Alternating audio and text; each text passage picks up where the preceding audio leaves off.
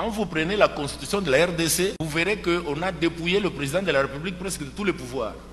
En réalité, le vrai centre névralgique du pouvoir, ça doit être le Premier ministre. Mais écoutez le peuple congolais à la télévision, moi je m'amuse à écouter régulièrement ça. Quand le peuple s'exprime, en réalité, dans son schéma mental, il s'adresse au président de la République et jamais au Premier ministre. Presque jamais. Il dit non, papa, tu sais que yo fachi au sel l'autre côté, tout ça. Alors que la Constitution dit c'est le gouvernement qui définit et conduit la politique. Mais personne ne s'adresse au gouvernement. On dit que c'est le président qui doit faire ou qui ne doit pas faire. Et même les intellectuels vous disent que le président doit présenter un bilan. On dit ah bon, le bilan, mais lui, ce n'est pas lui qui définit la politique. Donc il y a toujours cette dichotomie entre ce qui est écrit et ce qui est pensé.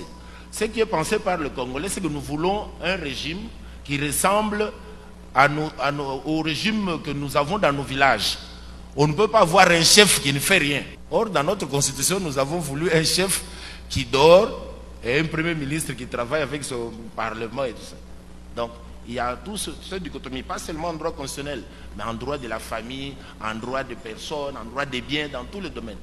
Nous voulons à la fois être blanc et noir. Alors, conséquence, on est un peu chauve-souris, on ne sait pas exactement ce qu'on veut. Je suis élu par mes pairs, juges, comme président. Mais tout d'un coup, surgit un problème. La loi sur la Cour constitutionnelle parle de la représentation provinciale. Je suis originaire de Ngandajika, donc je suis originaire de la province de l'Omami, pas du Kasaï oriental. Mais quelqu'un me dit non, mais vous êtes tous de la même tribu. Vous voyez, une notion s'invite au débat. La Constitution parle de la représentation des provinces, alors que dans le fond du discours, les gens parlent de la représentation tribale, ethnique. Alors, j'appelle ça les tabous du constituant, c'est-à-dire des choses que le constituant ne veut pas dire, mais qui se posent comme problème.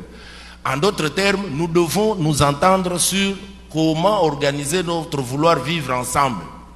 Alors, l'un de nos frères nous a posé la question, il dit, mais comment chaque fois, quel est le péché capital que le Moulouba aurait commis pour que chaque fois qu'il s'agit de lui, il y a toujours un tollé. Je peux donner quelques éléments qui expliquent cela. C'est le fait, contrairement aux autres peuples du Congo que j'ai eu l'occasion de visiter, j'ai presque été partout, les Moulouba ont plutôt une capacité d'adaptation partout où ils arrivent. Je suis allé dans toutes les provinces du Congo, je les ai trouvés là-bas depuis 30-40 ans, ils sont intégrés.